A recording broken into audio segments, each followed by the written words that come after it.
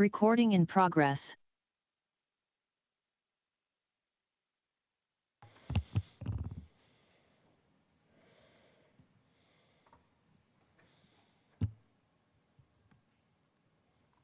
Okay. Good evening, everybody. Happy New Year. Today is January 6th, 2026. It is 7:12 p.m., and I apologize for being late. We are closed session went over a little bit, plus we're launching a new system up here, and we're all logged on, so it may get how can I put it? It might be a little bumpy this evening, but we wanted to do it this meeting since there's only one thing on the agenda. But anyways, we are switching over to a new and improved system. It'll take a meeting or two to get used to it. So I'd like to call this meeting to order, and if I can ask our Madam City Clerk to please take the roll. Good evening. Thank you so much, Mayor. Would you like to do the Pledge of Allegiance first? Maybe before we do roll call, we'll do Pledge Allegiance. And I'm going to do the Pledge Allegiance. I pledge allegiance to the flag of the United States of America and to the republic for which it stands, one nation, under God, indivisible, with liberty and justice for all. Thank you, Madam City Clerk. If you can please take roll. Yes, thank you so much. Councilmember Andrews? Present. Councilmember Bonilla Jr.? Present. Councilmember Goldstein? Present. Councilmember Roach? Present. Councilmember Syrup? Present. Councilmember Cermeño? Mayor Salinas? Present. Thank you. And also, the Mayor Pro Tem Syrup bug bit me today because I am also not wearing a jacket and tie. Welcome, Mayor. But I will be wearing a jacket and tie next meeting, though. How's that? Okay. And I'd like to call upon now our city attorney, Mr. Lawson, if he can please give the closed session announcement. Thank you, Mayor. The council did convene at 6 to confer with labor negotiators. There's no reportable action, and all members were present for that session. The pending litigation item was agendized, but the council did not get to that item, so there's no reportable action on either item. Thank you. Thank you. Next item is public comment. This is an opportunity for people to comment on something that is not on the agenda. And I do have a few cards here. First, I'd like to call upon Donna T.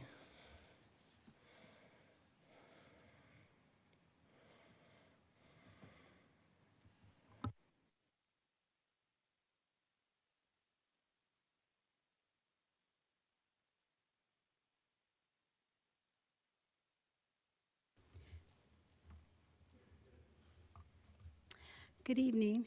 I would like to address Councilmember Andrews, Bonella, and Francisco regarding your recent votes for approval of a new cannabis dispensary at the former Walgreens building on Foothill.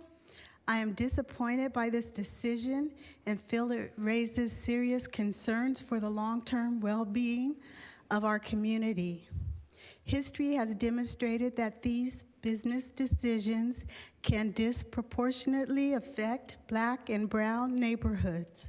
In the 1960s and 1970s, liquor store licenses were routinely approved in these communities throughout California and across the country. As a result, liquor stores appeared nearly on every corner, sometimes directly across the street from one another. Decades later, local, state, and federal agencies concluded that these stores contributed to significant harm, including alcohol-related diseases, tobacco-related cancers, health issues tied to processed foods, and sugary drinks. Approving yet another cannabis dispensary in a predominantly Black and brown community, especially one located to an already existing dispensary, raises concerns that history may be repeating itself. Concentrating these types of businesses, specifically neighborhoods, in these specific neighborhoods can create long-lasting economic, social, and health consequences. I urge you to consider the broader impact of your decisions to ensure that business approvals support rather than burden communities you represent. And I have a little more time, and I'd like to talk about tonight the budget.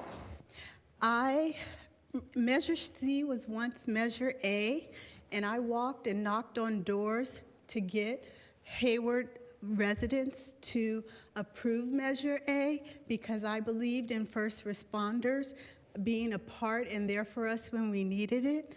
But when Measure A turned to Measure C, I had a feeling and some concerns that this wasn't going to be right, and I'm being proven right because now the funds that were needed for that we voted for our first responders is now being used to make up for some poor decisions. Thank you. Thank you. Our next public comment is Sajid Khatri.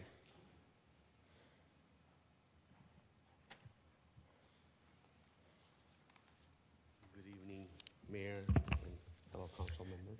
If you can pull the mic, you can pull it up. Yeah, there you go. Thank you. Good evening, Mayor, fellow council members. I was here on the 17th to talk about the hotel occupancy tax. Turned in the card, but unfortunately wasn't able to speak. From the Best Western Plus Inn of Hayward, our business has been there for 40 years. And a few months ago, I think it was in May or so, we talked about the occupancy tax was going to be increased, and they went back and said, okay, this is the tax we have. 2 months later, again, a few months later, again, we're saying we need to raise the taxes again. I sent to all of you actually a recap of last information where I understand there's a shortfall in the city. There's a shortfall everywhere. Our business is struggling too. Pre-COVID and now occupancy is down probably like 40%. Rates are down. Of course, if rates are down, the revenue we collect and the taxes on that. So if there's less revenue, less taxes we have. And despite that, we have, we have minimum wage that went up, fixed expenses are higher, and hotels, you must have read about, I think I sent one article, but there's many articles out too, that the hotel industry as a whole is not doing too well. In Hayward, surrounding cities, we have brand new hotels that are going back to the lender. So definitely there's an issue, and the demand is not there, so we're all sharing this pie. We got more hotel rooms that came into town, and so now the pie pieces are getting smaller. So I just feel that this rate increase is not right at this time. I've never seen where in few months the tax rate goes up again. I've been in the business for over 35 years myself, and I haven't seen that. I just feel this is not the right time. We need to bring demand. If the demand goes up, then the rates go up. The guests see the end amount. When they pay on Expedia, hotels.com, they see the total. They don't look at what the room rate is. So our rates are going down, they're not going up. And this is an issue, and I think it's gonna hurt us, and revenues are gonna be down. It's like if you sell 10 candy bars at a lower tax rate, and you sell the same candy bar with a higher tax, but you only sell 5, your sales tax is gonna be collected will be less because you sold less candy bars at a higher tax rate. So to the guests, they look at the bottom line. They don't look at the hotel rate and all, the tax and rate together. So I think my time is out. So, I just feel that this should be held off for a while. Until Thank you. things get better. Thank you, Mr. Khatri.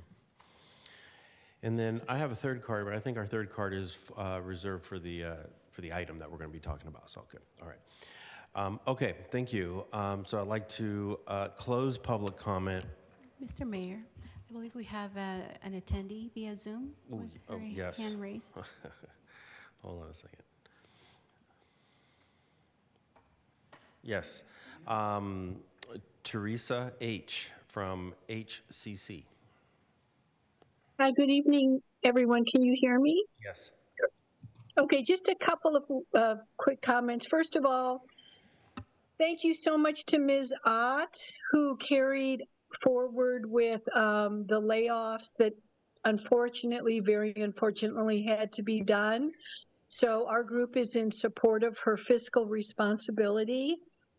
One thing I want to call attention to, and I'm not sure how long this has been going on, but the position of apparatus operator for the fire department is paid overtime at a rate of 1.5 times their base salary.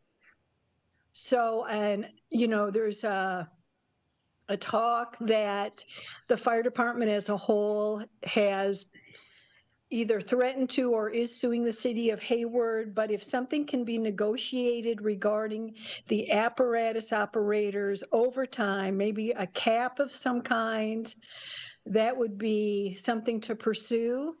And finally, regarding the actual cannabis tax revenue, it's something that the city keeps pursuing, but just be aware you're bringing in about 65% of anticipated budget revenue.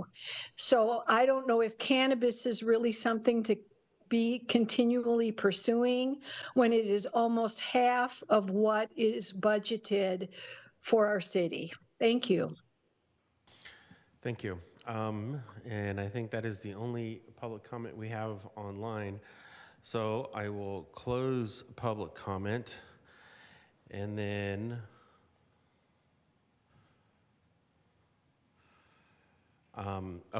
close public comment and move on to our city manager's comments. Madam City Manager. Yes, good evening, Mayor, City Council. I want to talk a little bit about, we're really excited about launching Hayward Restaurant Month, so I was just going to talk a little bit about that. Hayward Restaurant Month officially commenced on New Year's Day, marking the city's 3rd annual celebration of our local culinary community. This year's event generated strong participation with more than 20 Hayward restaurants currently signed on, and enrollment remains open for additional restaurants that would like to join. The program, led by our Economic Development Division, is designed to support local businesses during what is traditionally a slower period of the year, while also encouraging residents and visitors to explore the city's diverse array of brick and mortar eateries. Participating restaurants are offering special menu items, discounts, and promotions to help drive foot traffic and visibility throughout the month of January. And our community and media relations team has partnered with Economic Development to create an updated program webpage and an engaging social media campaign featuring city-produced promotional reels of participating restaurants. And the videos are live on the city's Instagram channel, and early indications are the social media campaign is doing quite well. So thank you very much. Okay, thank you. Next item is our work session item, which is a standing item that we have now, and it's WS26-001 work session to receive a budget update and provide feedback on the proposed format and content of the City Council budget retreat in 2026. And our City Manager, Ms. Ott, will launch this this evening.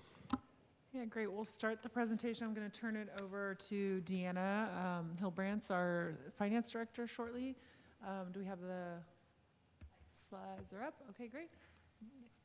So I'll just go through the agenda and then I'll turn it over to her, but we are wanting to make sure every time we get before you with a budget update that we are reviewing the actions we have taken to balance our current fiscal year budget, 2025-26. So we'll go over that quickly, but we also want to spend most of the time tonight really turning our attention towards next fiscal year and beyond. So really thinking more on that long-term path to fiscal sustainability.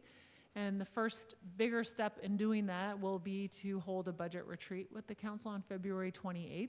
That's a Saturday. So in lieu of a city priority setting work session, we're doing this budget strategy and retreat. So we want to talk to you a little bit about our proposed format and the content of that, and get as many of your questions and feedback now as early as possible, so that the staff and the departments have enough time to go back and research items, put this together so that we really make this a meaningful session. And then we will also, you'll see as part of that content and we're going to go over quickly tonight, high level of budget policy overview, because we do think accountability is going to be an important part of moving forward and making sure that this doesn't happen again and that we learn from our mistakes. So we have outlined some budget policy overview, and then a draft policy will actually be part of that budget retreat. And then we'll just generally just give you kind of a sampling of some of the review potential ideas, just to give you a sense of where we're headed, and then really just open it up to council to provide feedback. So I'll turn it over to Deanna now.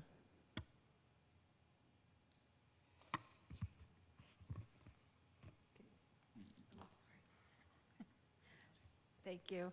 So we've gone through some of the updates that in previous meetings. Want to just give a current update as to how we got to a balanced budget.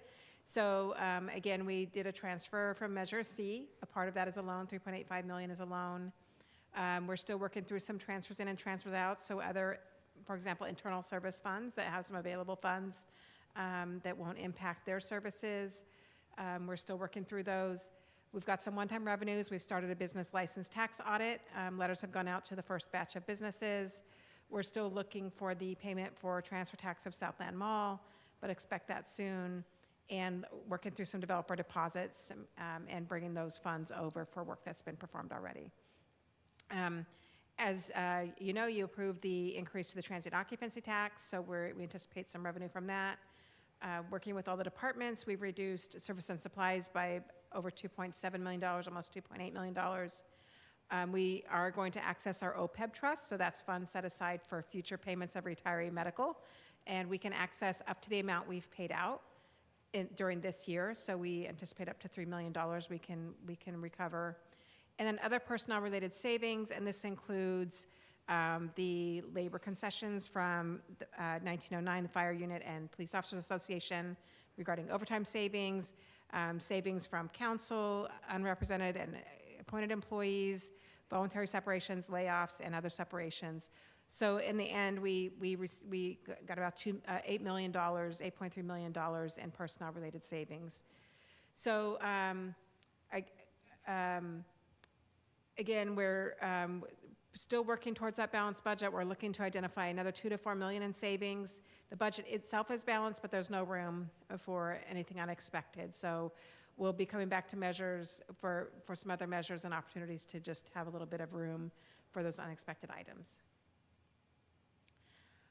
In terms of the February work session, City Manager Ott covered it a little bit, but we're going to start off with the status report, both the current year, but we're ready to look at the future years. So we'll have a 5-year projection for you, looking at budget to actuals as we are today, the long-term forecast, and that forecast will be general fund as well as Measure C and K1, looking at the future of those measures. We'll be looking at revenue enhancements.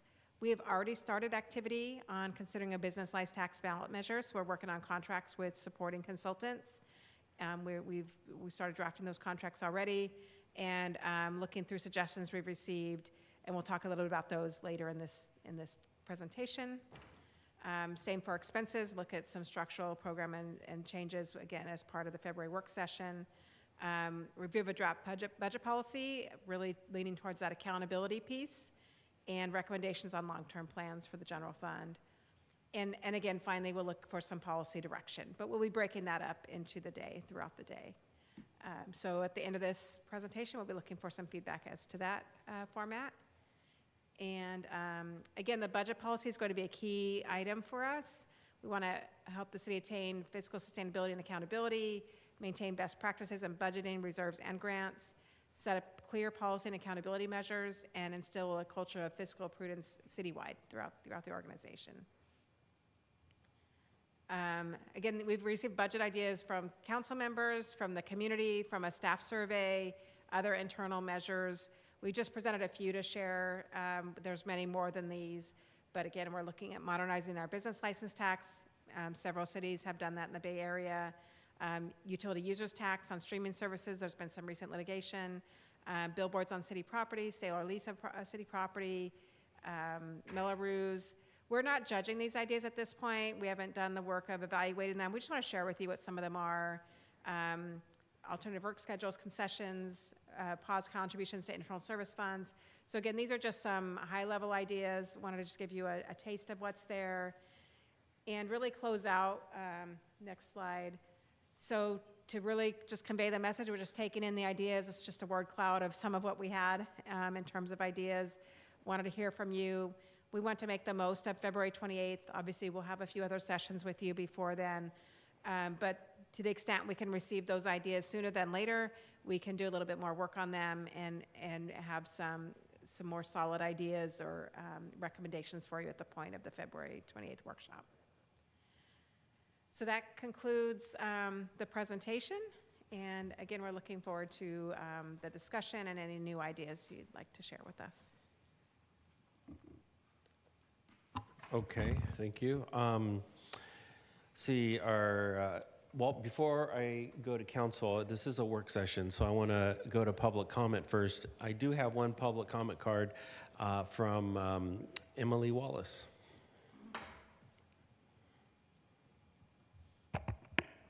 Good evening, Mr. Mayor, City Council members. Most of Hayward's city workers are supporting not only themselves, but also their families. We are committed to protecting critical city services, and we urge you to keep our public services strong. We know the money is there to protect jobs and the services that our members provide. You can do this in a number of ways. You should account for the advance payment of $1 million in cannabis tax revenues that was voted on December 16th. You should incorporate the vacancy savings created by the Voluntary Separation Incentive Program that was closed back in early December. You should use a portion of the remaining $14.2 million in Measure C funding that had 83% voter approval to fund Hayward's public services, and the available Measure C funding is more than enough to offset any projected deficit, which it appears there isn't one. You can adjust the city's sales tax projections upward by at least $2.6 million based on recent data. Despite a growing tax base in Hayward and uninterrupted growth since fiscal year 2018, the city has included an 11% downward projection of their sales tax revenue for this fiscal year without a real clear reason. You should work with our unions to modernize the city's business license tax. We are pleased to see that presented here today. The city's business license tax has not been updated since 1978, and we estimate that an update would bring in an additional $13 million to $21 million in additional revenue. You can sell 2 eligible properties valued between $7 million and $12 million. The city recently hired a real property manager to evaluate the sale of the city's eligible properties. We recommend you do that. We know that our city workers are stretched thin. They've been stretched thin. And we know this budget can and should be balanced without cutting jobs and the public services that our residents rely on. Thank you. Thank you.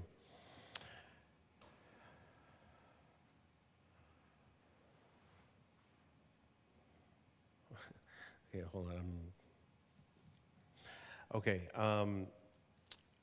I believe we have 2 more speakers. Daniel Arnold.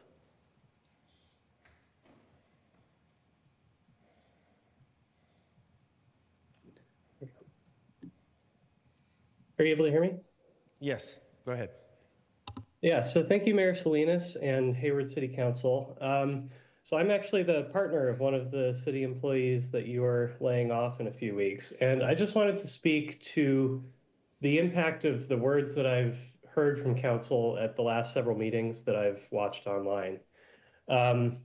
in the last meeting, several council members expressed their desire to have the unions come to the table, Local 21, SEIU 1021, and HAME, to discuss and make concessions to try to avoid layoffs. And then as more information has been coming out more recently, it's been coming to light that the city was never really interested in accepting concessions and that layoffs were the plan the entire time.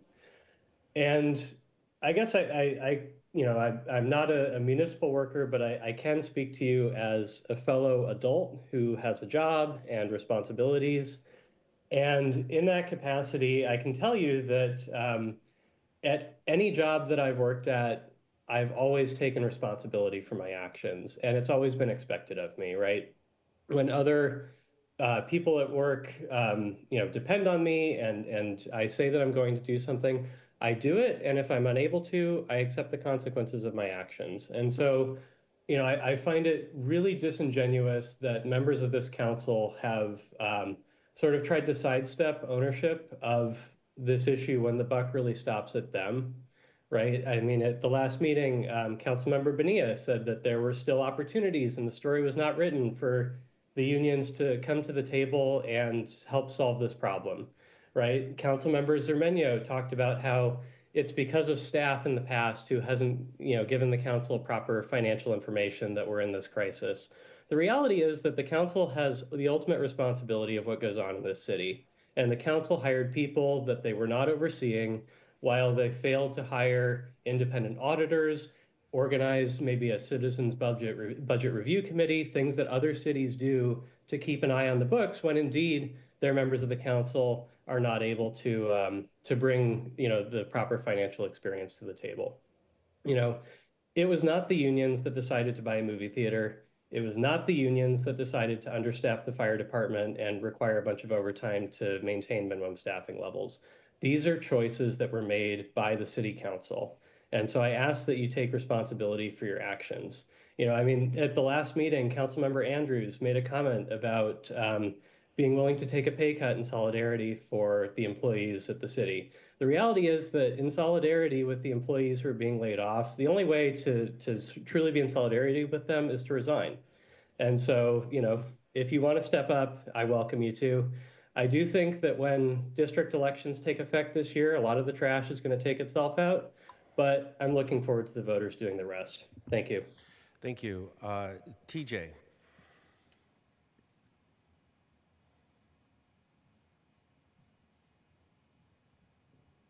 Hi, this is TJ with Hayward Concerned Citizens, and I know you're not going to answer any questions that I might be presenting right now, so I'm just going to pose this as a wonderment. I'm wondering about the business license tax ballot measure that somehow just magically appeared. This is the first time we're hearing of it. I'm wondering the bottom line cost of the analyst, the firm, putting this on the ballot. What is the bottom line cost of all that? Sorry, I asked that as a question. I'm wondering how will that be paid for and out of what fund? And I'm wondering, whether consultants are really needed on this. I know you mentioned that already contracts are being drafted. Aren't there enough internal staff to do this type of research? Since it seems like a lot of excess consultants is what has gotten you into these, problems in the first place with the budget. I'm wondering why it is you can't touch street vendors, but you can tax the heck out of legitimate businesses in our city. And I'm wondering, will this ballot proposal keep newer businesses out of our city just when you're trying to revitalize the downtown? Transparency. What community members did you speak to? Because it sure isn't anybody that I know or my group knows. So just wondering about these things. Thank you. Thank you. I do not have any more public comments, and I do not have any more cards. So I will close public comment. Mr. Mayor, my apologies. Zoom user is also. Oh, Susan. Hold on. Let me. Okay. Oops.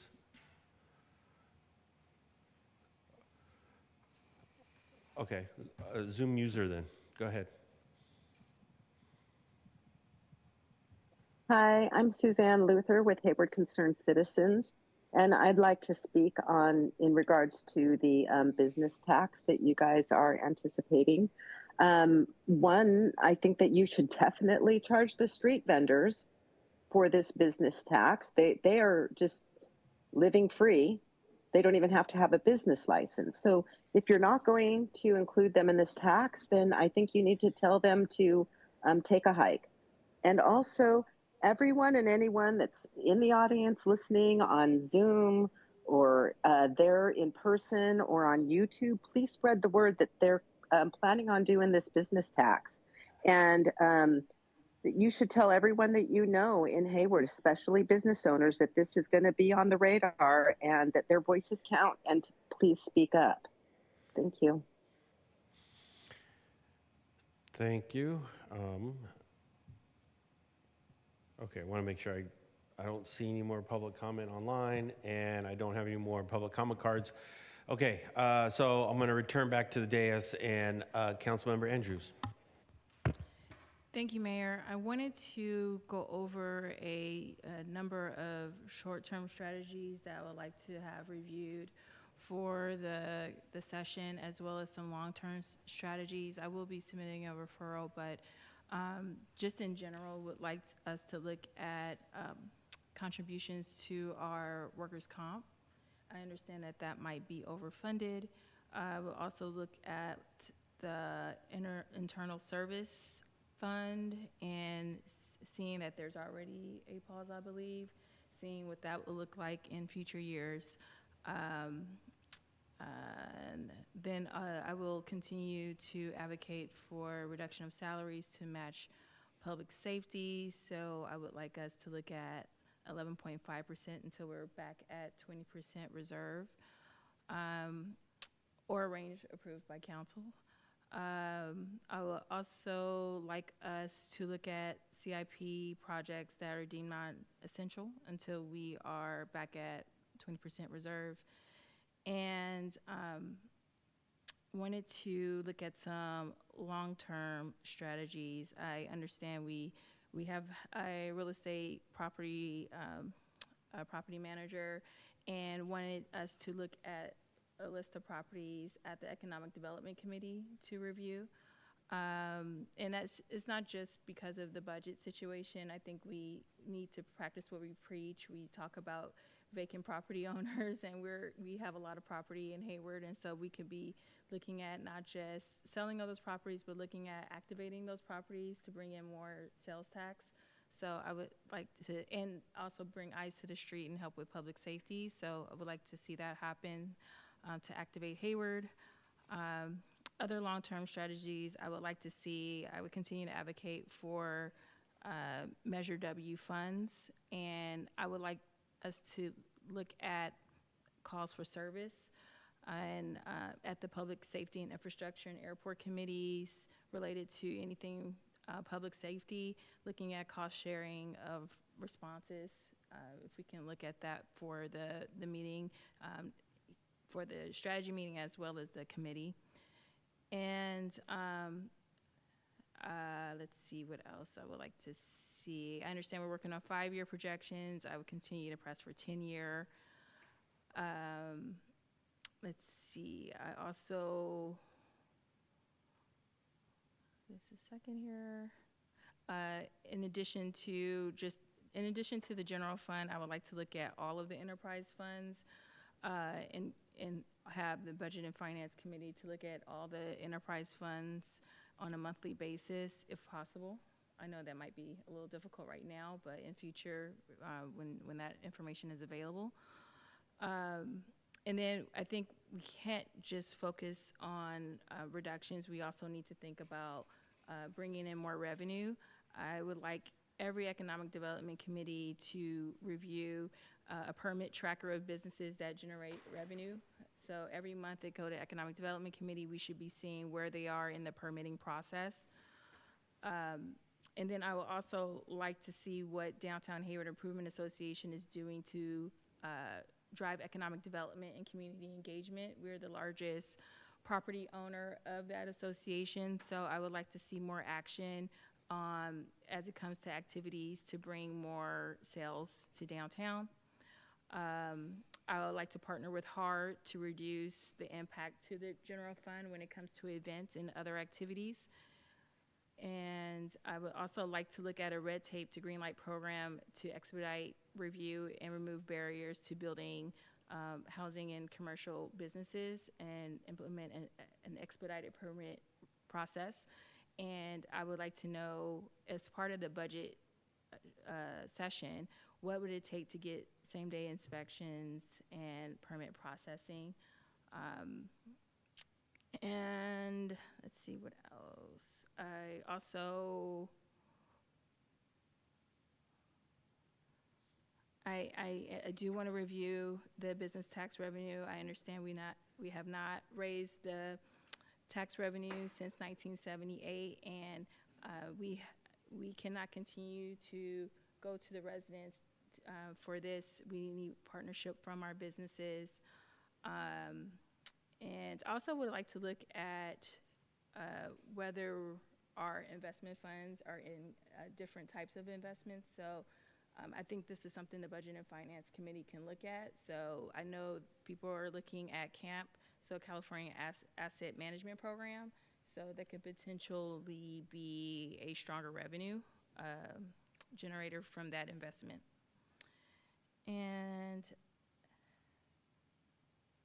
yep, so those are the items I would like to see during the budget session. Thank you.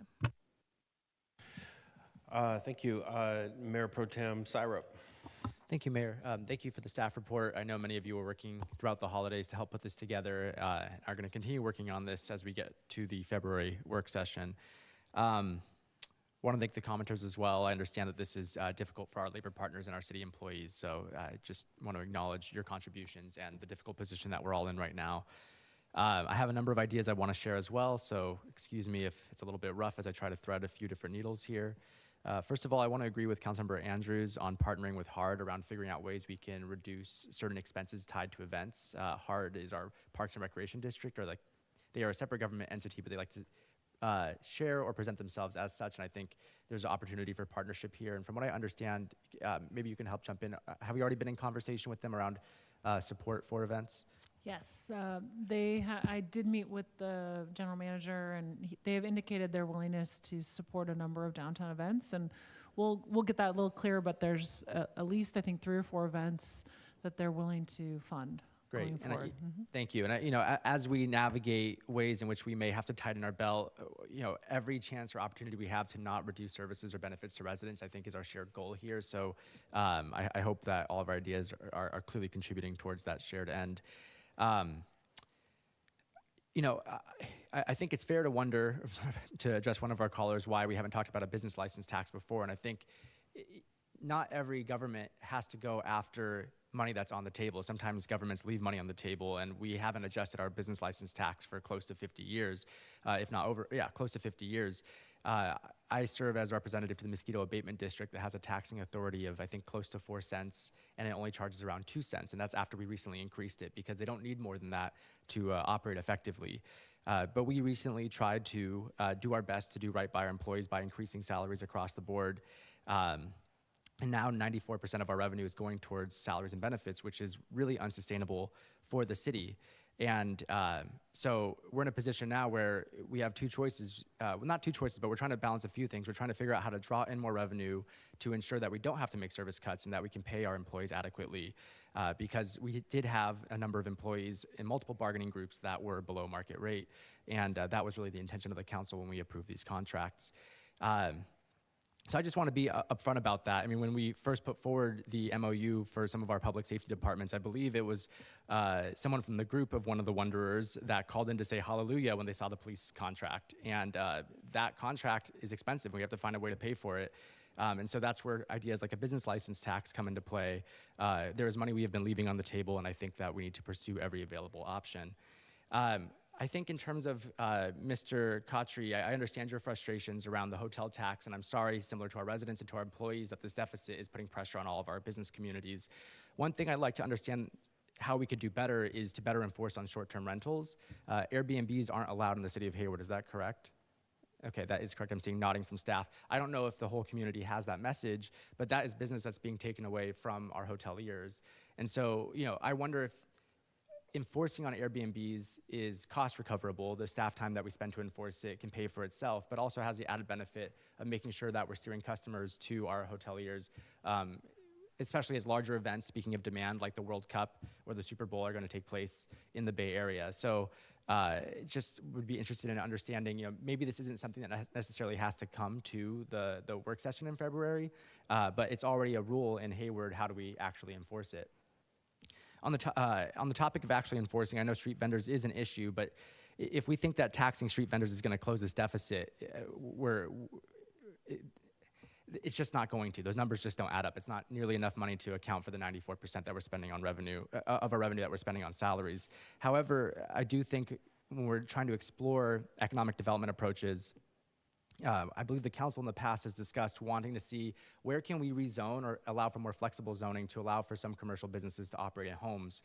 I think this could have an added benefit of getting street vendors off the streets and into a pipeline of establishing their own brick and mortar, and it makes it easier for us to enforce and track their registration as well. And so rather than wasting staff time, I do see it as a waste of staff time cracking down on street vendors who come back 3 hours later. We are giving them a pathway to actually establish themselves because we know how expensive it is to run a business. And I am deeply appreciative of the business owners that have taken the leap to run a business here. And I think that everyone should be playing fair. But in this current economy, I think it's kind of incumbent on us to establish those pathways to get folks into a brick and mortar. And readjusting our zoning is one of the ways that we can do that.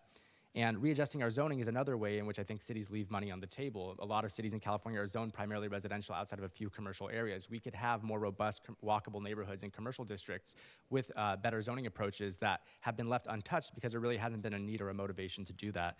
So I just want to maybe have an update in February on that in particular. How difficult would it be for those kinds of adjustments to be made? I know either development services or economic development have looked at specific neighborhood corridors that might be good candidates to maybe pilot this program. But it would be great to have a yoga studio right around the corner because somebody's running it out of their garage, or a street vendor that's able to serve because they've been able to get a health permit for their specific location, and we know where to send tax bills because they're not always moving around. So I just want us to get creative in those ways. I also want to note that, and maybe this can be not necessarily part of the February training, but I just think, I'm happy to bring a referral for this forward too. We absolutely should have a council training requirement on fiscal literacy and labor negotiations for all future council members. While we are the council that carries and definitely holds a responsibility for the deficit that we're in, we inherited very loose financial practices. And if we're all in the spirit of interested in being in the spirit of taking accountability, I believe it's important that we hold that responsibility, but that we also acknowledge that there were prior councils that also played a role in this too. And there was $34 million of federal funding that came in that allowed us to ignore this problem for a set period of time. And we are now given the unique opportunity to correct for that. And I think it's important that not just this council, but future councils have that training so that we never find ourselves in this position again. I think timelines are going to be really important for transparency for our labor partners. I think that if things continue the way that they are going into the next fiscal year, it's really important that we're all on the same page with our residents and our labor partners, what exact actions the city may or may not have to take so that there are no surprises. I completely understand the frustration around what feels like a discrepancy between what was said by the council and what was actually happening. I'm feeling a little disappointed that we didn't make any progress around any new concessions since the December day. I do think it's worth having a conversation in February just around what our sales tax projections are, how we got to those numbers. I know we may have talked about it before, but it's clear that we need some more clarity on how we came up with those numbers and why or why not we are interested in adjusting them. And I know before you said we've brought in an outside consultant that gives us a conservative estimate and we don't feel comfortable changing that. I think with some more months of actuals under our belt, it'd be good to just do a sanity check and see if there is any wiggle room there. But to be clear, that February meeting is going to happen, in February after the January date. So I don't want to pretend like, we have a lot of wiggle room for any last-minute adjustments right now. But I do think we need to constantly be revisiting our estimates as we get new information. I also just want to be clear that a lot of what was suggested tonight as potential solutions may only be one-time solutions, and I think that's the concern here, is when we're looking at spending 94% of our revenue on salaries and benefits, we only have a limited supply of one-time solutions versus larger structural solutions. And so what I do want to see in February is where is the majority of this new ballooning deficit coming from? Right now, we have labor partners that are, I think, unfairly bearing the brunt of this deficit, and that is a very valid concern. And I would love to see a comparison, of the larger expenditure amount that we have this year, which contracts contributed, which parts of the contracts contributed to that. I think it's important that we're really upfront about where the growing deficit is coming from. And I'm just trying to see if there's anything else I have on here. And I think with that information, just some kind of visual, whether it's a pie chart or just making it more accessible is going to be really important here. I think those are the comments that I have for now. I look forward to hearing what my colleagues have to say too. I guess before I close off my comments, are there any questions from staff on any of the suggestions that I've made that I can help clarify here? Yeah. I just had one clarifying. We are bringing back doing another work session on the business-friendly ordinances on January 27th is what we're currently thinking. So we'll actually be able to have that conversation about the flexible zoning, and I know our director Bowser is listening, and so we'll be able to have that conversation even earlier. Okay, that's good to hear. And then for something like the business license tax, because November is coming fast, I mean, we're just a little over 300 days away from that election. Can you also bring some timelines before around that? Yeah, and you mean right now? Because I would love to do it right now if I can. Oh, okay, yeah. Yeah, I mean, I can't do all the timelines, but I do want to say because of that timeline, if we are going to keep open the option of bringing this in November, we need to move pretty quickly on that. Yeah. And to get at some of the comments, so we do have a consultant, but that consultant will be billed on a time and materials basis. So if at some point we decide this isn't feasible, or we decide not to do it, or the money isn't going to be, like whatever, some decision, we can just stop that contract and not move forward. The contract's there to help us through all the decision making, but we can stop early and terminate that contract. And I just want to be clear that, so just because we're starting that doesn't mean we're going to have to spend all of it if it turns out it's not a worthwhile idea. But we we found a consulting firm that actually helped the city of Oakland with their business license tax measure and built they'll be building a fiscal model so that we can test different options or how you might want to modernize that. Yeah. And then the other piece so that we're actually looking at potentially trying to bring that on January 20th, our next council meeting. Okay. We might not be able to get into they won't have the fiscal model built, but maybe being able to share some information about that timeline. And then pretty soon here, we have to actually poll, because we would want, for the very reason people have raised, we don't want to go forward if there isn't kind of support in the community for this. So we would go out and do a poll with a scientific pollster, and we'd have to do that at the end of this month, early or sometime next month. So we have to do that pretty quickly here to be able to move on the timelines for that. So that said, we'll be coming on January 20th as part of our budget update for the 20th with a lot more detail and schedule about the business license tax, because we don't have time to wait till February to do that. Great, thank you. And I would be interested in understanding different kinds of business license taxes through this process, and there's progressive ways to structure it so that it doesn't impact our smaller brick and mortars, because we don't want to discourage folks who have made Hayward their business home too, right? And there are larger corporations that can stomach this.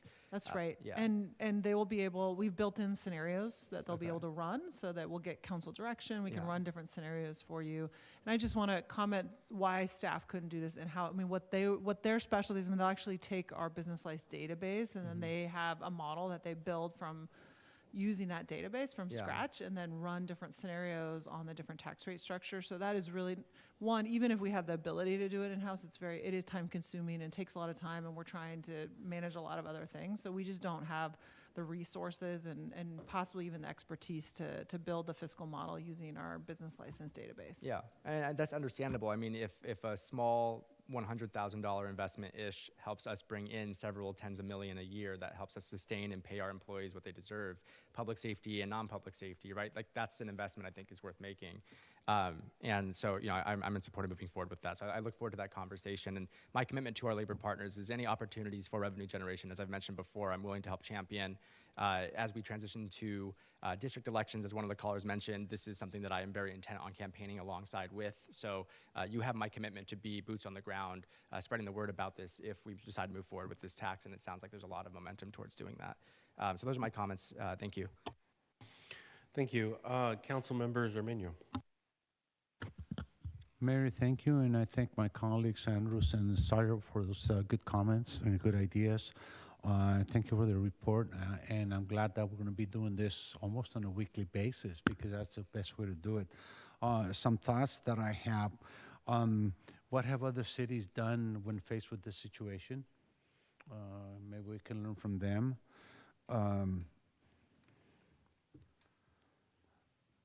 Maybe we need to look at our master fee schedule. Does it need to be tweaked here and there? I'm glad that the business license will be looked at. There are some places or there are some businesses that are dying to open up. I'm thinking Arthur Max. I'm thinking the place at B in Maine. So can we speed up the process? Can we study how can we speed up the process of the permitting? Arthur Max has been there for a couple of years, trying to get going. And I remember when Target, the second Target store, wanted to open up. I mean, it took us 3 months. It was like this, boom, in 3 months. Target, second Target was done. So let's see if we can do that with some of these other places.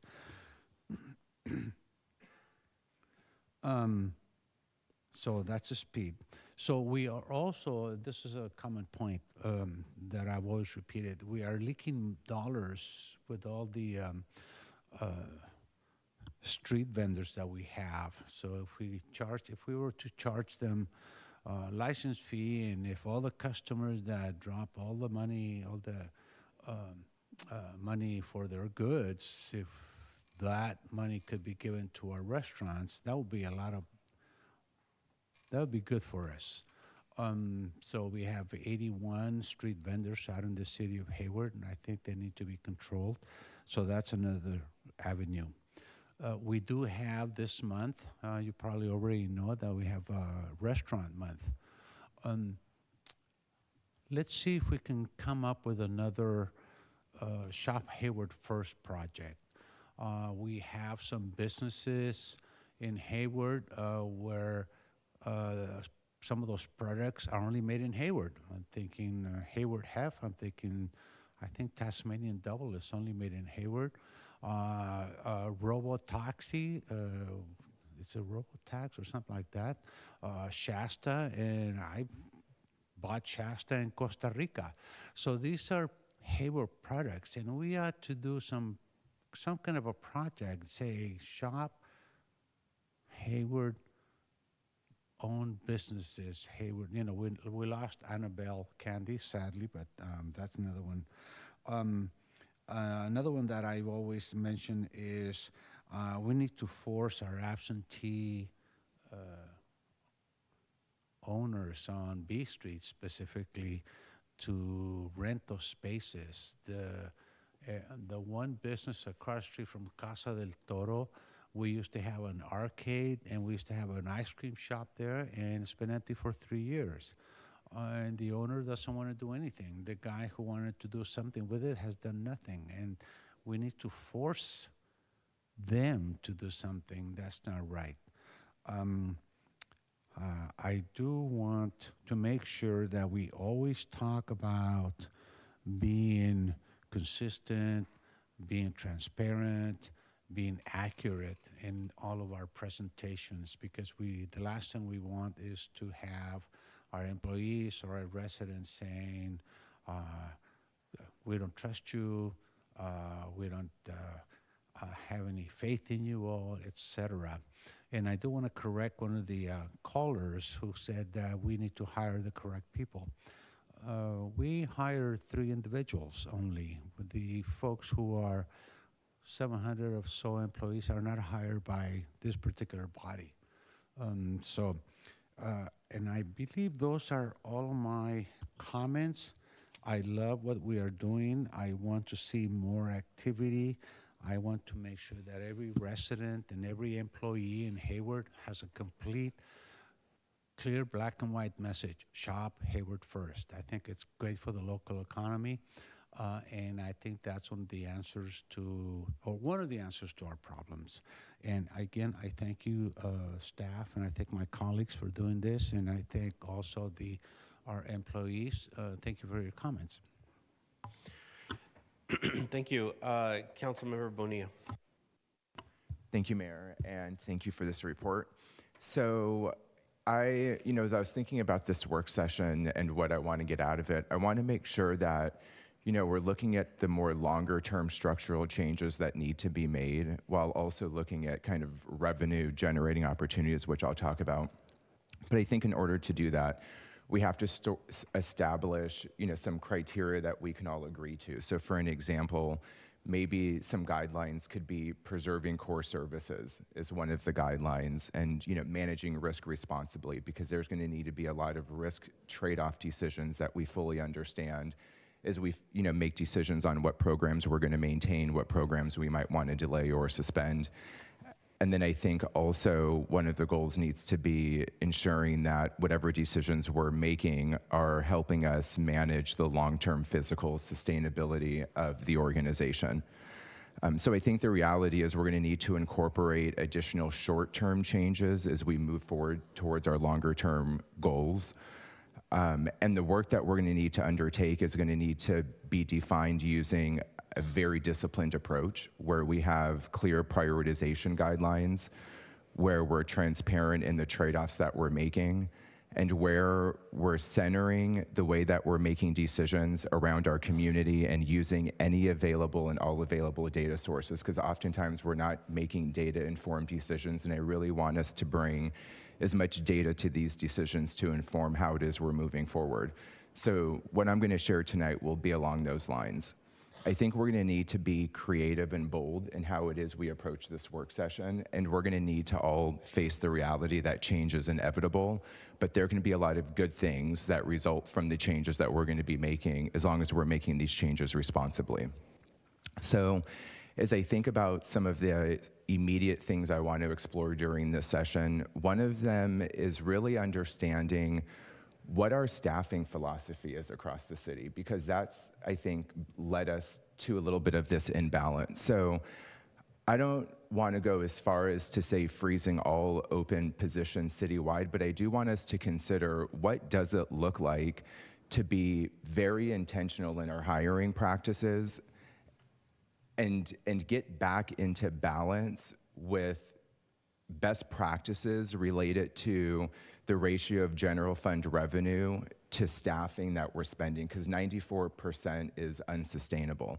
So I think we're going to have to make hard decisions on what roles are critical, and we're going to have guidelines around that. So, critical to public safety, to legal, to compliance, to revenue projection.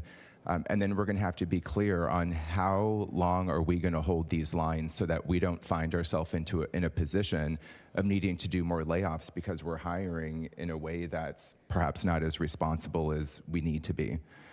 And then I think as we look at kind of these decisions around what positions are we going to hire for and which ones are we going to freeze, really requiring departments to not just say the work is going away and we're going to cut services, but how do we think critically about reassigning work internally or identifying efficiencies to absorb the work to minimize the impact to the community? Because I'm noticing that a lot of the cuts that we've just made are having direct community impact, and I'm wondering how we can be more strategic about when cuts are being made, how work gets reshuffled with the goal of preserving those core services and minimizing community impact. So along those lines, requiring some sort of quarterly review of frozen positions to determine whether these positions are truly essential or whether the work can be automated, consolidated, or eliminated, as an example. And I think that this approach will help us avoid layoffs while generating near-term savings, and it's going to really force a reassessment of how work gets done. And then also, if a position has been open more than 180 days, when we think about this philosophy, what does that actually mean? Does that mean that that position is critical or we need that position? And again, I know that these are going to be hard decisions that we need to make, but it's better to make these decisions up front as management philosophies so that it guides the decision making we make so that we're not reactive in having to make cuts on the back end. The second area that I want us to look at is contract reviews and negotiations where that makes sense. So I want us to review all, or at least consider, right? If this doesn't make sense, it's fine, but reviewing all active contracts over some preset threshold, maybe $250,000, and pursue a targeted savings renegotiation goal of 10 to 20% where feasible. So, the key questions there that I would want, kind of addressed during the session is, how many contracts do we think exceed 250,000? What is the total value of those contracts? What contracts are discretionary versus mission critical? And where is pricing fixed versus variable in these contracts? So I know this seems like it could be a lot of work, but I think it could be tackled with a small centralized team, finance, city attorney's office and procurement, to overburden departments, but really prioritizing the biggest bang for our buck. So where is the highest return? So if we were able to sort of estimate what is the staff time that it's going to take to renegotiate this versus the potential savings, and then focus on the highest return areas, I think would be a prudent approach. Also, I really want us to review and disposition city properties, including the movie theater, sooner than later. Expense deferrals where we can manage the risk. So, and this is more short term, but identifying expenses that can be deferred versus eliminated without creating significant operational, legal, or safety risk. There's lots of examples of those, including IT upgrades that perhaps aren't critical to security, or fleet replacement that could be extended, things like that. But I think the things there we would want to really understand is, what is the short-term savings, what is the risk associated with that, and how long can we defer if we were to make that decision.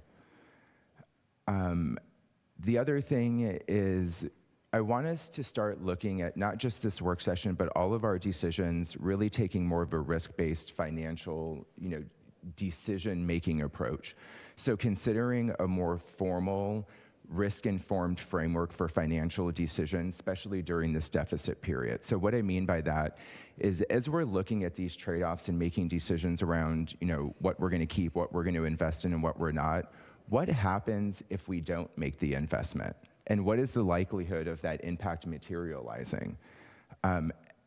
And how can that risk be mitigated, perhaps versus fully funded?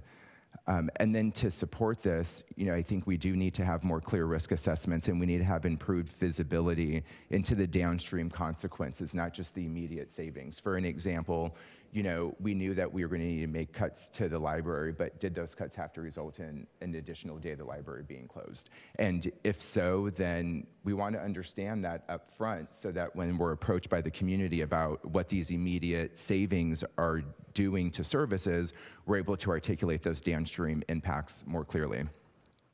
Something that I think we've all been talking about is, we really do need to spend some time doing a forced ranking of city services as well. We've talked a lot about core services and important services and all these type of things, but I think we do need to be clear on what are considered core services or essential services. So this probably isn't going to be a popular ask, but I've seen organizations actually force rank services, 1 to N, with no services being tied. That would be something that I think we should really do here as well. And it would help us start to define what is essential. We can understand what the trade-offs are for things that aren't on that list, and then we can start to have more of a defensible framework for budget decisions that we need to make. And when I think about core services, I think about things that are life safety or legally mandated services. Those will probably naturally rise to the top. And lower rated services, it's not that they're not important, but they might be candidates for things like restructuring, reduction, alternative funding, or things like that. So when I think about services, I'm thinking broadly about services, but I also want to think detailed about them too. So for an example, if we're going to do a ranking of services, the jail to me is a service. So where does that rank, in terms of services across our city and the priority of it? What about, other services that are being offered? I really want us to start to look at what does it make sense for us to keep, because it's actually core and required for us to be able to conduct, the mandated services of our city, versus what are those things that we might be able to enter into partnerships with the county or with others, to be able to start to, strategically think about where does it make sense to be spending our time and our resources, because we're not going to be able to maintain everything that we've been doing in the past, which is why I think the concept of change is going to be really important going into this. But yeah, so like looking within the departments at their services, so even defining what is a service and then defining now what is core and what is not core, I think would be a much better start than where we're at today, because I think we all have our own sort of interpretations of that. Okay, so I talked a lot about what we need to do to sort of tighten the belt, but also I'm fully aware that we need to be looking at revenue generating and revenue protection measures as well. So I would, want to prioritize staffing and investments that protect or increase revenue, so permitting, code enforcement, economic development, areas like that. I agree with Council Members Armenio looking and auditing our fee schedule to ensure that we're fully recovering all of the cost of those services. I am in full support of what Mayor Pro Tem Syrup said, which is, looking at the feasibility of a progressive business license tax increase rather than, a flat rate or a one-size-fits-all. The other thing I want us to look at too, or at least explore, is San Jose just passed a $427 first responders fee. And really what that is it's where the fire department charges a fee that applies to instances where the fire department is called to the scene to provide medical care.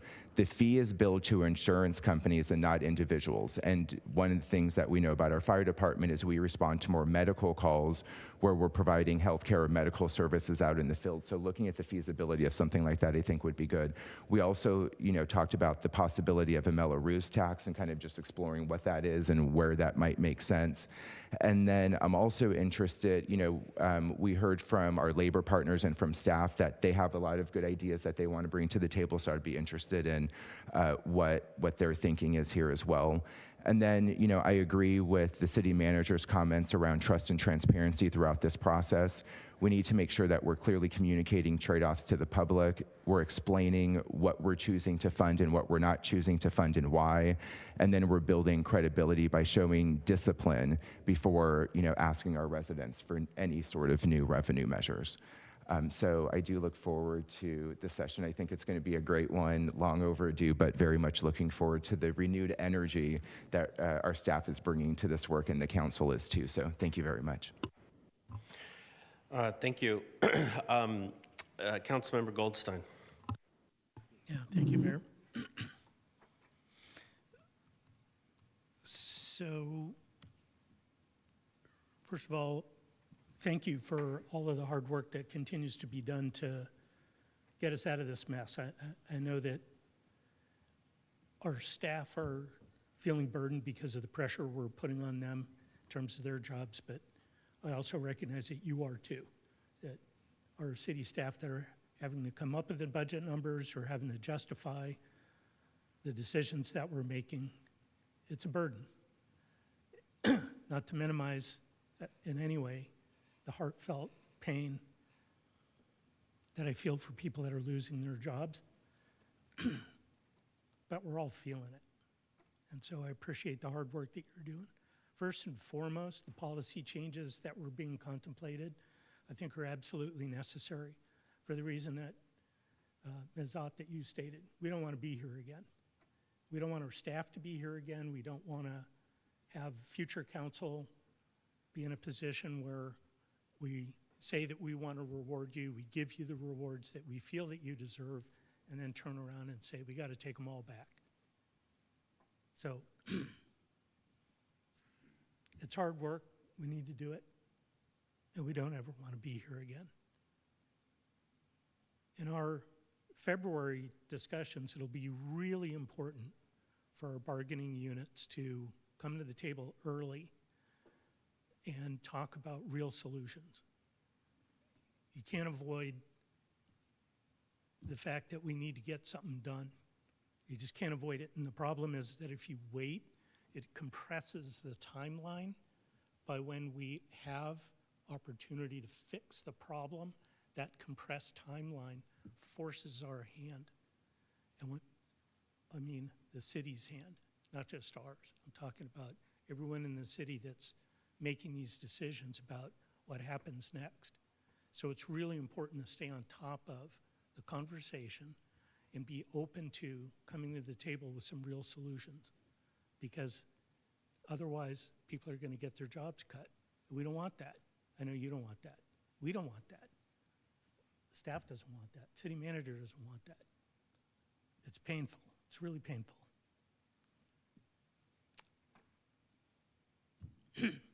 I like the many ideas that my colleagues have spoken about tonight. Just to touch on a few of those, business tax, I think we definitely need to review that, and I am also in favor of making that progressive.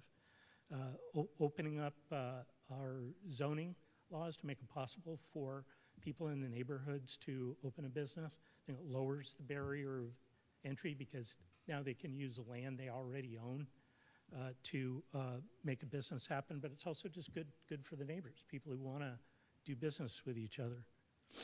I think relating to the hotel tax, I think we can do a better job promoting Hayward hotels and businesses.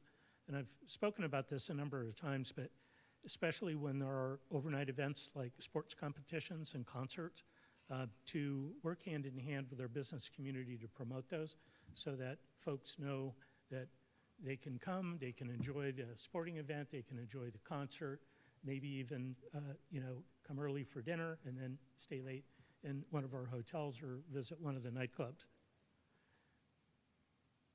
I'm in support of looking further into Melrose. I hate paying taxes as much as anybody else, but one thing I like about the Melrose tax is it does have an end, and it is legally authorizes us to pay for public safety.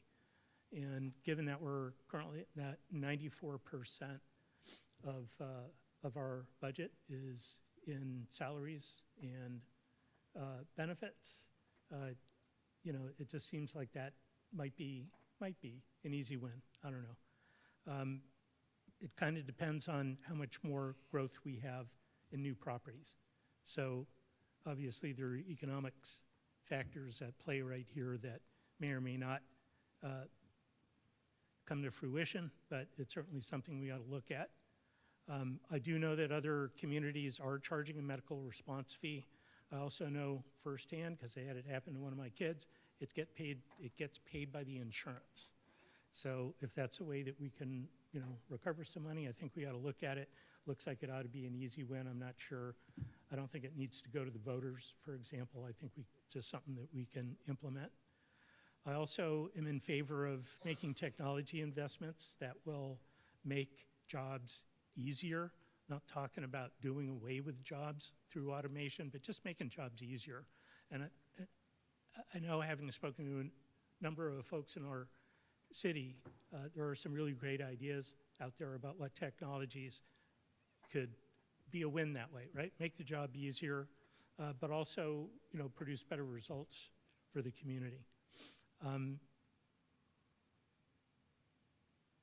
I'll end it with that, but I am looking forward to the ongoing budget discussions, and in February, I hope all of our bargaining units will come to the table with ideas that we can actually implement in partnership so that we aren't losing more jobs.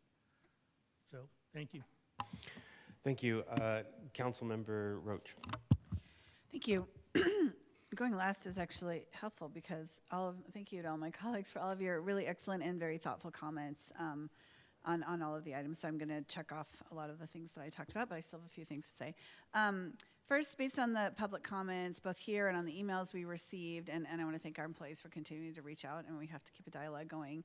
But there's clearly still a mistrust of the numbers, and so I guess I do want to ask staff, how do we get there? Because I know there's information on our website showing that we got to a 94% of our revenue, which led to these very dire circumstances where we issued layoffs. I mean, that was nothing, and none of us wanted to get there with that. And to not sort of to still have, based on the emails, there's still this feeling like the information was incorrect or what was asked of the bargaining units was incorrect. So I just want to ask staff, from when we started, I think it was really August, right, that we started to say, hey, look, we're going to probably be looking at concessions, and we were asking for that 3.5%. There was an understanding that we wouldn't have to get to layoffs by the end of the year. So if staff could just sort of explain that, because that's what we were understanding, and to hear the distrust still about that process is, hard to look at.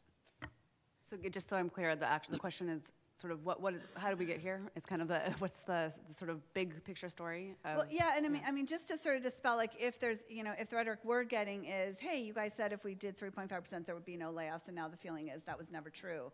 And I guess to that question specifically, if you could answer that question. Yeah, I mean, I'll move my best to get started, and then, so I think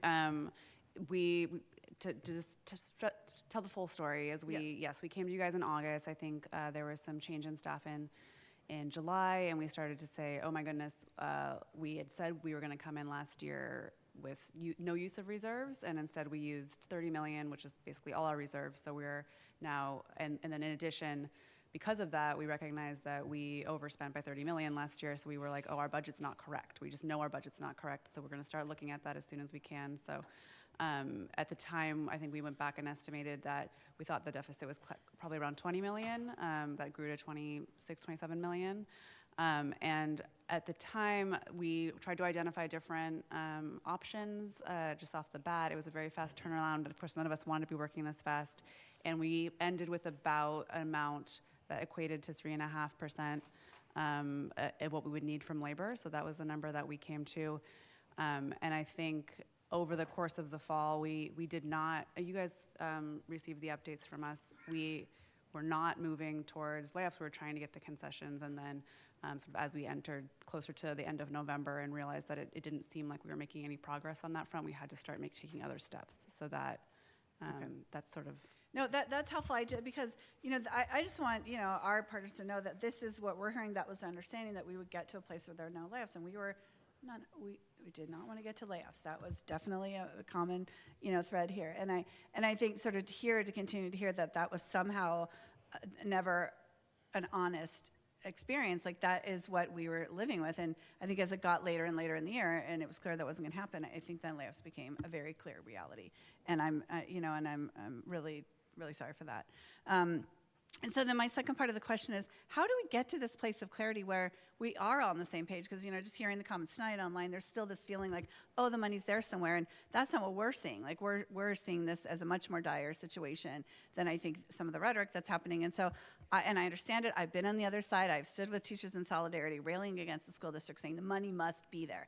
And now sitting on this side, like I'm honestly sitting here, making decisions because the money is not there, and the outlook projection is pretty dire if we don't make some structural changes.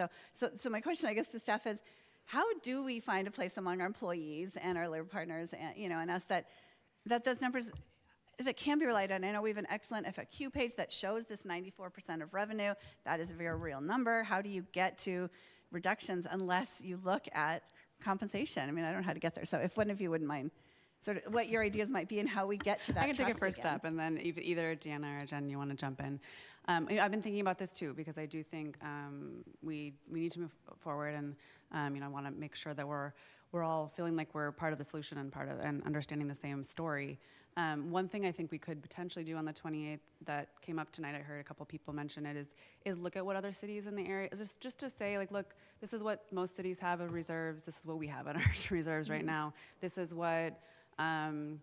This is the percentage of revenue that most cities are spending on their on the general fund salaries. This is what we're spending, just to sort of show that yes, there are some markers here where we're out of the norm and we're out of the whack and we have to do something. Maybe that's helpful to tell a story, but I encourage anyone else, if there's useful information that you feel like you need. We've been trying to respond to some stuff, but we'll just keep trying to tell the story. Yeah, and if our bargaining team is working with, whatever they can ask of the different bargaining units to what would be helpful, because, it feels, very impossible right now up here for us. And so, whatever we can do to continue to make that clear, I think is going to be helpful. Good. Yeah, can I just add, I think also, I came in later, so I'm just kind of thinking, I do think there was a little bit that we were in a crisis. And so when you're in a crisis, I think there was a lot of information that staff was getting in real time. Yeah. And because of that, it may be that felt like there was information that was coming to bargaining units late, or they thought someone was hiding the information, when in reality, because of the crisis and the circumstances that were changing.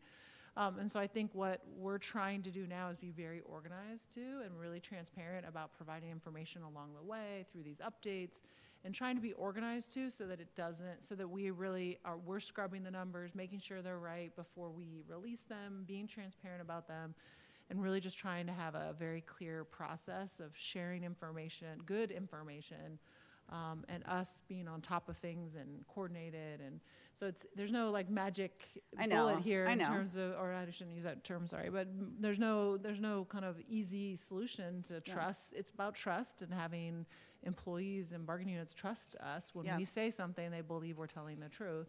And we're going to keep working on it and build those relationships. All right, thank you. And I know it'll take time, because when this happens, everyone has been, caught off guard over a period of time now. And how we get back there, I know will take time. And I think we all just have to find a way to keep moving forward. And I think, to that note, we hadn't been sharing actuals, so we were trying to build that system and confirm that those numbers were correct at the same time, to Jen's point. And we weren't able to share them on a timely manner as much as we would have liked. So I think hopefully over time, as we share those with you guys and share those publicly, that hopefully builds trust, and that's kind of all we can try and do. Yeah. No, I appreciate it. And along those same lines, in the work session in February, one thing I want to make sure we're doing, and I know I've asked this before, is that as we sort of talk about what we're going to do, like, I do think we need to sort of constantly get some update about what went wrong. Like, I discovered this thing that went wrong, and continue to build on that, because, I think it was to Mayor Pro Tem Cyrus' point that, we have to learn from the past, and I think we publicly have to learn from the past. Everyone needs to see what did go so wrong that we ended up $30 million of our reserve being used before we even got to, the end of the year, not even realizing that was going to happen. I mean, that's a shocking turnaround, right? And I know some of it was the movie theater was in there, and then it was out of there, right? That was a sort of just an auditing trick, really. And I think that, so if you can provide, like, I know we have to move forward. I know all we can do is move forward, but we have to be able to be accountable, both for our sake and for the public's sake and the employee's sake, to say, here are the specific items we see that went wrong. So we all know what to look for next time, because, again, to Mayor Pro Tem Cyrus' point, I agree that we're all going to learn this incredible hard lesson with this. This is an incredible academic exercise in a terrible situation that we're all going to learn, and I hope and believe we're all going to do better next time, whenever these situations come up, we're going to know what to look for. But I think knowing what went wrong in the past that we weren't even seeing, right? Obviously, we weren't even seeing some of the numbers that were upside down, and we didn't know it. And so, so if you could bring that as part of, I know you have a lot of work based on everything everyone asked for tonight to get to this February session, but if it can be even small points as we move along, here's a big chunk of it, right? I would really appreciate that. Okay, and then let's see, everyone asked about the business tax. The one thing I will follow up on the business tax item is, I know that some recent time ago there was an assessment of the business tax, and it was nowhere near, I think I've heard this number of up to 28 million, I think it was mentioned tonight.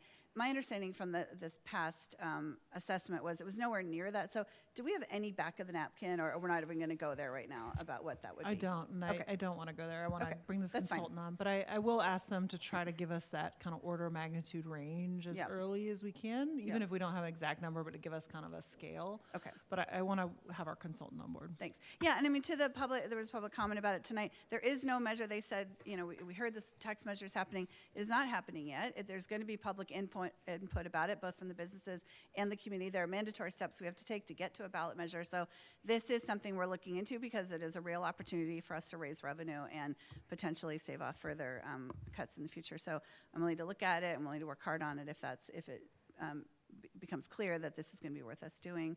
I wanted, let's see, I also hope on the February meeting that we'll look at what overall overtime management looks like going forward, because we've heard multiple times now that the overtime was an unbudgeted item, and I just want to make sure it's budgeted, and what the management overtime also looks like going forward. So if we can add that, that would be great.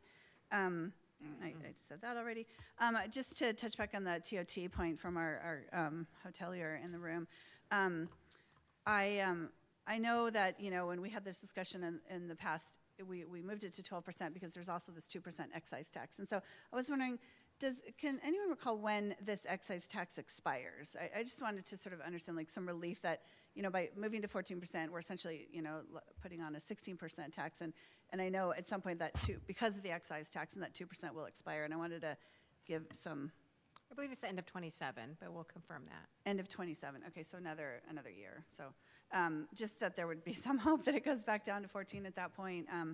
Okay, thank you for that. I just want to make sure.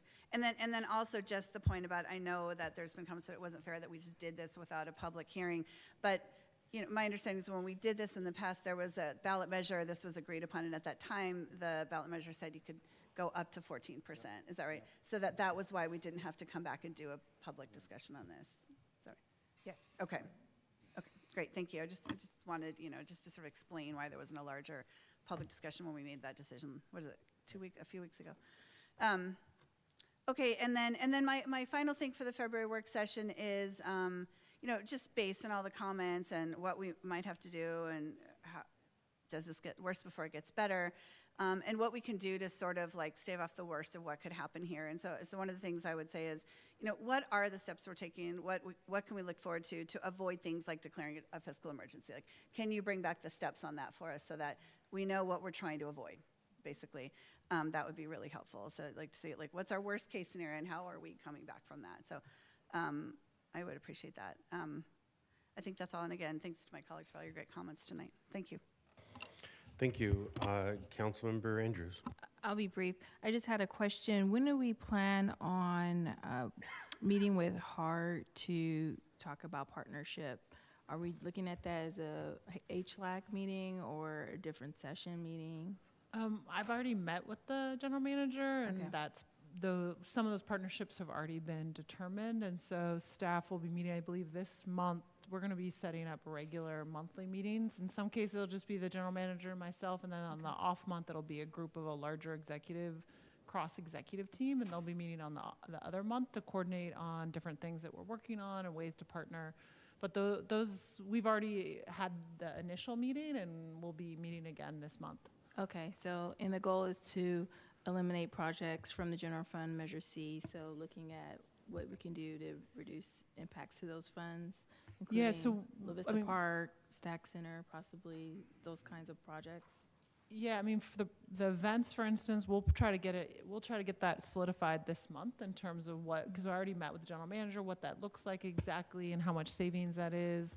And then we are holding and trying to finalize a date for a special infrastructure airport committee, airport and infrastructure committee. That will be a joint meeting with 2 of the capital committee board members for HARD, and we will be digging into La Vista Park and the update on that, which a lot of the work on that has been to actually reduce the Measure C contribution, and that's why it hasn't moved forward with the construction, because we're trying to minimize that impact to Measure C. I'm commenting on that just because there are actions that are already taking place. We're not waiting for February to start those things. But we can continue to look at the Stack Center and some of the other things you've raised. Okay, and then can we also look at a special meeting or partnership with the Chamber of Commerce to look at economic development trends and what are the programs that they are planning and with the economic development team? So, for example, we know that the hotels are looking at what's going to happen with the Super Bowl that's coming, that's going to impact the Bay Area. But and then the World Cup, I haven't seen any plans related to that, but that actually could be a potential partnership with HARD. So I haven't seen any kind of strategy there. I know Super Bowl is coming up pretty soon, but we should start really thinking about this seriously. I know that the Bay Area Host Committee is planning events throughout the Bay Area. So just wanted to see what the status of that is and if we can reach out to the East Bay Economic Development Alliance to see what are they planning for the Bay Area with these major events that should generate a lot of revenue within the next couple months. And then I also wanted to talk about economic development trends because we are seeing a downward turn for alcohol sales and cannabis sales. So we know that we are looking at different types of uses to come into Hayward, but can we get an analysis of what we should be looking at in terms of increasing revenue and educating the Chamber of Commerce about how they could be supporting us and supporting their members by understanding the economic development trends. So if we can have that as part of the discussion, that'd be great. And I just want to say it plain, we are accepting responsibility here. Yes, we made the decisions. Yes, we had information from staff, but we made those decisions. We are accepting responsibility. And I would like for the budget session to also talk about the background of how we got here, but also there are things that are happening region-wide, yes, but particularly what happened in Hayward, I would like some background on. And it's not just about the decisions that we made, it's also about decreasing revenues for certain industries. It's about, obviously, some of the labor contracts, but also we have really expensive liability insurance that's impacting the budget, and it's happening across the country.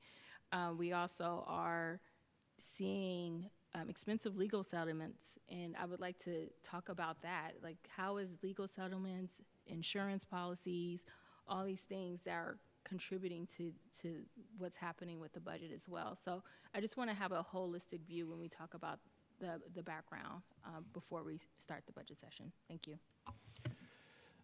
Mayor Pro Tem Syrup. Thank you. I'll be brief. I just wanted to echo Councilmember Zermeño's comment on some of our empty storefronts. I do think that whether that's through revisiting our vacant buildings ordinance or actually pursuing something like a commercial vacancy tax or a larger vacancy tax, as you know, I know that we have our focus on the business license tax, but we're talking about long-term revenue generation, sustainability, economic development, activation. San Francisco has a commercial vacancy tax in place. It's called Prop D. Oakland has a vacant parcel tax, or they tax on the parcel, but it's a vacant buildings, vacant residential building tax. That's Measure W that was passed in 2018. These measures in particular do generate millions of dollars on their own, and if they have the added benefit of incentivizing folks to activate their buildings, we're either housing people or opening new businesses that then generate more revenue for the city. So it has a double effect in that regard. So I definitely don't want us to lose sight of how we can use our power as a city to activate either vacant homes to address our housing crisis, or to activate vacant storefronts to generate more revenue for our city and activate new businesses, which in turn generate more revenue for our city. Berkeley has a empty homes tax that went into effect in 2024, and based off of about 866 units, they're looking to generate about $4 million in revenue from the tax. So I think there's more opportunities as we do some more long-range planning to think about how we want to structure taxes that don't put an undue burden on our businesses, but actually activate new businesses and revitalize our economy and our communities, not just in this election cycle, but future election cycles as well. Thanks. Okay, thank you. I wanted to make a few comments, and I agree with the general plan for the February meeting. I just want what I'll be looking for and what I'll be focusing on are what we have done in the past is focus on structural and ongoing. I think for me, those are going to be the two areas that I'm going to be concerned about. What are we doing that is structural and ongoing? And I've been up here sometime where back in 2010, 2014, 2016, there were strategies done, there were things that we've done that were structural in nature and ongoing. I've also seen up here where we have used one-time monies to cover expenses and to pay for services, but I just really wanted to focus on what I'll be looking for is structural and ongoing. That's regarding the February meeting. I'm in general agreement with a lot of the things that were said up here, and I'm not going to repeat them all. Just a couple of observations. One, before I get to my observations, I wanted to just thank and acknowledge Councilmember Roach for her comments. I think it's important that we understand our history, I think it's important that we understand sort of this space that we're all in, and I think it goes to issues around transparency, and it goes to issues around accountability. And I let me just say this, about transparency and accountability. I've been up here, I've served up on this dais with 2 other mayors before me. And I've been up here with a couple of councils. And I have to say, just based on my experiences up here, we have arguably, this council and me, have been probably the most transparent council that this city has ever seen in years. In years. And so to come up here or to call us and tell us that we are not transparent, that we are hiding, that we are doing something nefarious, that we're not honest, I think is clearly unfair, and it's just clearly not really watching what we've been doing up here. I post for good or for ill. I post regularly on social media about this, and I get clobbered every single time. And every time a post goes out by any one of our departments, we up here get clobbered. Even when something isn't real, we get clobbered up here. So to call or to come up here and tell us that we're not transparent or we're not honest or what we're going through is not real, it hurts. That's unfair. It's unfair to us.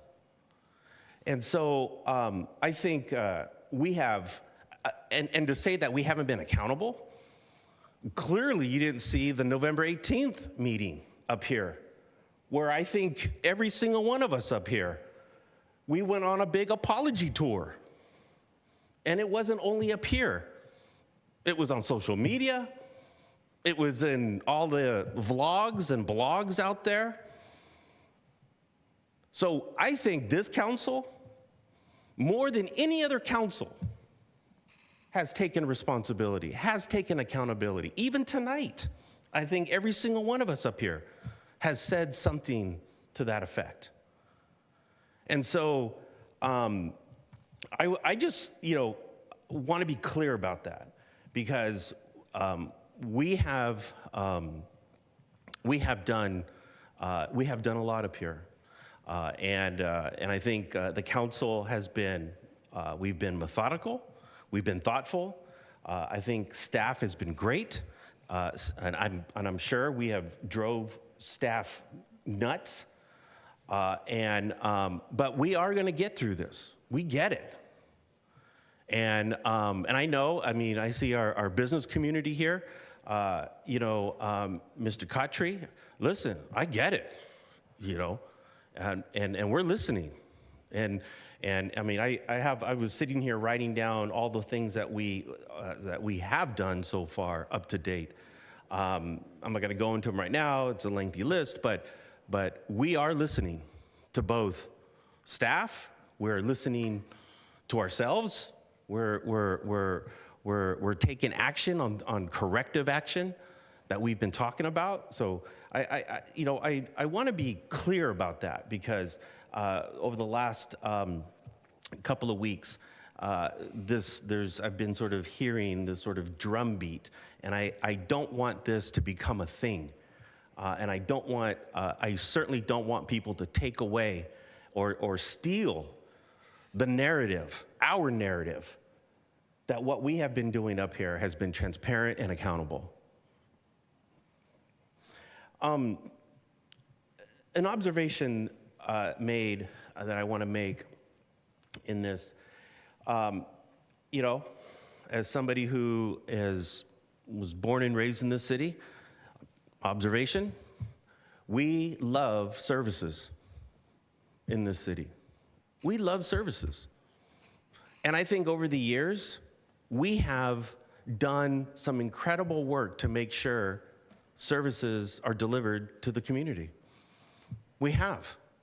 I mean, all you got to do is go back to Measure A, look at Measure C. We just passed Measure K1 at 83%.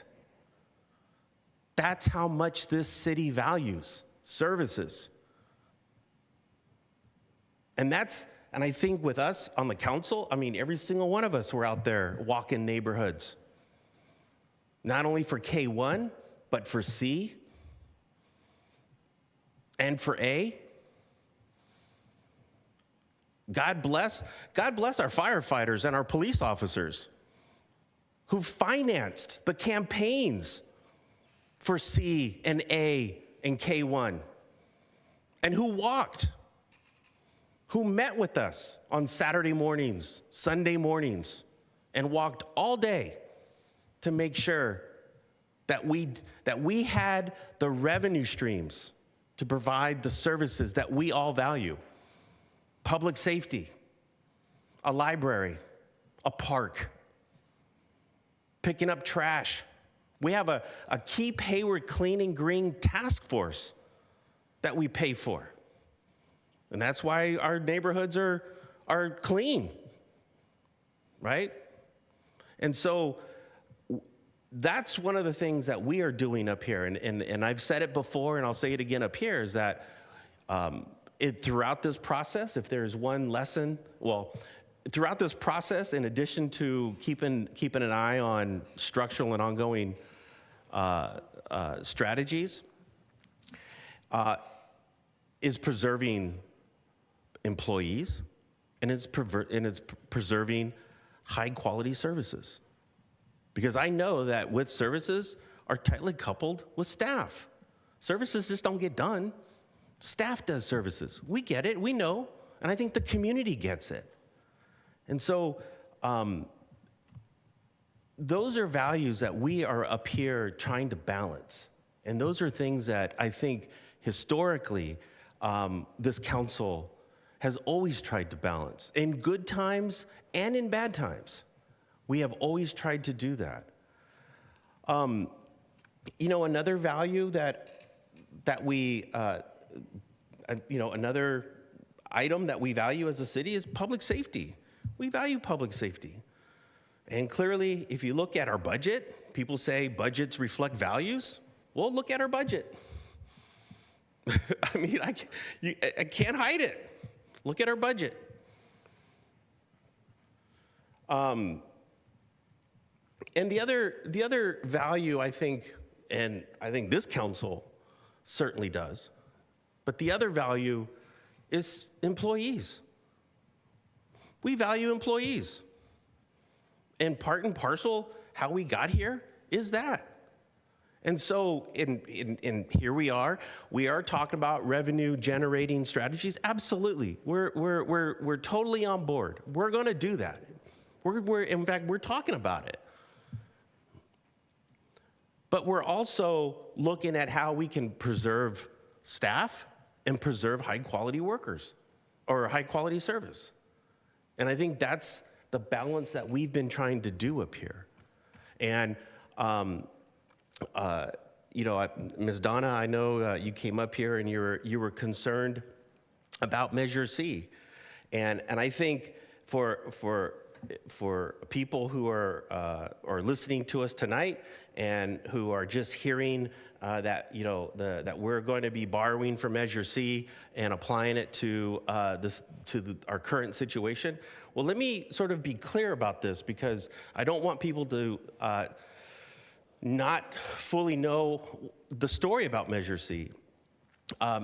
There were very specific promises that we've made with Measure C, and I think we've delivered on those promises. We built a library, we built a park, we renovated our firehouses, we built a firehouse training center. We started, at least preliminarily, a process to start talking about a new public safety facility, campus.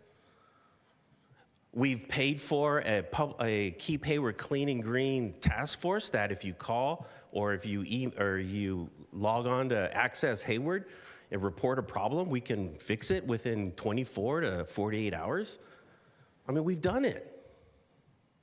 And the monies that we borrow from Measure C, we're not going to go and pay for, things that are not core or related to core services in Measure C. We're just advancing on Measure C and staffing Measure C existing work. And so, I want to be clear about that, because there seems to be a lot of opinion and a lot of misopinions, a lot of information or misinformation about that. And so, and let me be clear about political promises. We're the 7 of us there are electeds, right? We're the ones out here making political promises. We're the ones out there.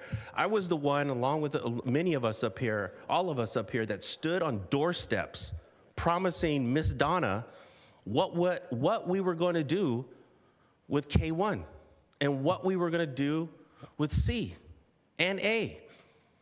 I stood on those doorsteps and I made those promises. And I'm pretty confident that I can still sit up here and tell Hayward neighbors that we've delivered on those promises. And we're going to continue delivering on those promises. And so, I want to, I want to be clear about that, because I think, as we're going through this process, and I have to agree with the statement earlier. I mean, I know things were, parts were moving fast the last 7 months, but there was a lot of information being processed, but I'm glad we're able to. I'm glad we had a break. We had a 2-week break. We came back, and here we are. And so I want to, Measure C. I want to assure the community. I want to assure this city that we will continue to deliver on what we told voters that we were going to do. I mean, we're not. How much more transparent can you get? That's where we're at. And so, with that, I want to thank my colleagues, and I agree there was a lot of great recommendations made, and I wanted to say thank you. Madam City Manager, do you have everything you need to organize February 28th? Yes, we do. We have a lot of work to do, so we've already started, so thank you so much. Thank you. Thank you. Okay, thank you to the council. Let's see, next item is council reports and announcements. Are there any council reports and announcements?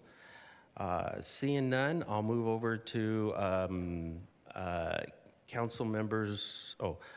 There are no council referrals, so I'll move on to the last item, which is adjournment. Our next meeting will be January 20, 2026 at 7 p.m. Meeting adjourned. Thank you.